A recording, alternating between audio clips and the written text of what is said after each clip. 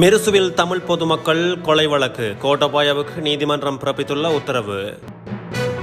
தெகிவளையில் விபத்து, இளைஞர் கைது. யாழில் சுகாதார சீர்கேடு, நீதிமன்றம் அதிரடி. யாழ்ப்பாணத்தில் பரிதாபமாக உயிரிழந்த இளைஞன்.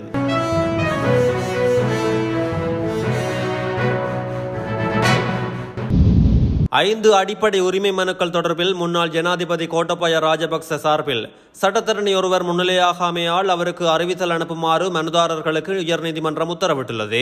யாழ்ப்பாணம் மிருசுவில் 8 பொதுமக்களின் கொலை வழக்கில் மரண தண்டனை விதிக்கப்பட்ட முன்னாள் ராணுவ வீரர் சுனில் ரத்நாயவுக்கு பொது மன்னிப்பு வழங்கிய முன்னாள் ஜனாதிபதி கோட்டபாய ராஜபக்சவின் தீர்மானத்தை எதிர்த்து தாக்கல் செய்யப்பட்ட 5 அடிப்படை உரிமை மனுக்கள் நேற்று விவாதத்திற்கு எடுத்துக் கொள்ளப்பட்ட போது இந்த உத்தரவு பிறப்பிக்கப்பட்டுள்ளது. குறித்த வழக்கு விசாரணையின் போது கோட்டபாய ராஜபக்சவோ அல்லது அவரது சட்டத்தரணியோ மனுவின் பிரதிவாதியான சுனில் ரத்நாயக்குவின் சட்டத்தரணியோ எவரும் மன்றில் முன்னிலையாகவில்லை. இதனை அடுத்து வழக்கு செப்டம்பர் 4 ஒத்திவைக்கப்பட்டுள்ளது. அரசியலமைப்பின்படி இந்த மனுக்களை விசாரணைகளுக்கு எடுத்துக்கொள்ள உயர்நீதிமன்றம் ஏற்கனவே அனுமதி அளித்தது.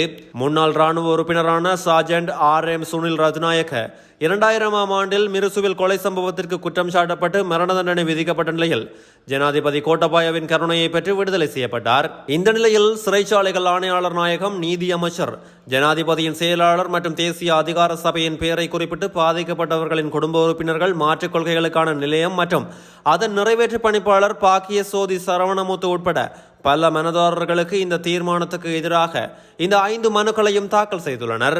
சட்டத்தில் குறிப்பிடப்பட்டுள்ள நடைமுறை பின்பற்றப்படவில்லை என்றும் எந்தவொரு சந்தர்ப்பத்திலும் மன்னிப்பு வழங்குவது நியாயமற்றது என்றும் முறையற்ற உள்நோக்கங்களை அடிப்படையாக கொண்டுள்ளது எனவும் மனுதாரர்கள் தமது மனுக்களில் குறிப்பிட்டுள்ளனர்.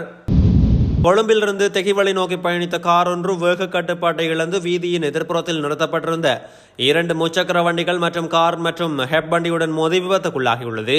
இந்த வாகன விபத்து தெகிவளை பகுதியில் நேற்று வெள்ளிக்கிழமை இரவு இடம்பெற்றுள்ளதாக போலீசார் தெரிவித்துள்ளனர்.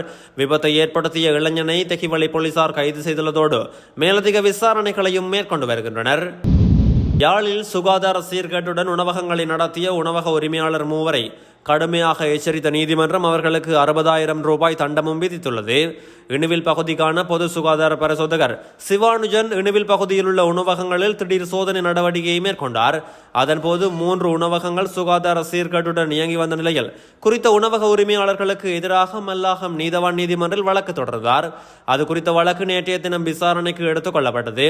இதன்போது தம் மீதான குற்றச்சாட்டுக்களை உரிமையாளர்கள் ஏற்றுக்கொண்டதை அடுத்து அவர்களை கடுமையாக எச்சரித்த மன்று 3 25,000, 15,000 மற்றும் 20,000 ரூபாய் தண்டம் விதித்துள்ளது. யாழ்ப்பாணம் உடுவில் பகுதியில் மரத்திலிருந்து தவறி விழுந்த இளைஞன் ஒருவர் வெள்ளிக்கிழமை உயிரிழந்துள்ளார். சம்பவத்தில் ஆலடி உடுவில் மாணிப்பாயை சேர்ந்த சசிகுமார் ரோபின்சன் என்ற 20 வயது இளைஞனை உயிரிழந்துள்ளார்.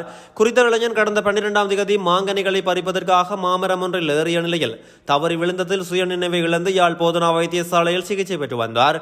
இந்த நிலையில் நேற்றைய தினம் சிகிச்சை பலனின்றி உயிரிழந்துள்ளார். மரண விசாரணைகளை திடீர் மரண விசாரணை அதிகாரி ஜெயபாலசிங்கம் மேற்கொண்டார். உடல் கூற்று பரிசோதனையின் பின் சடலம் உறவினர்களிடம் ஒப்படைக்கப்பட்டது.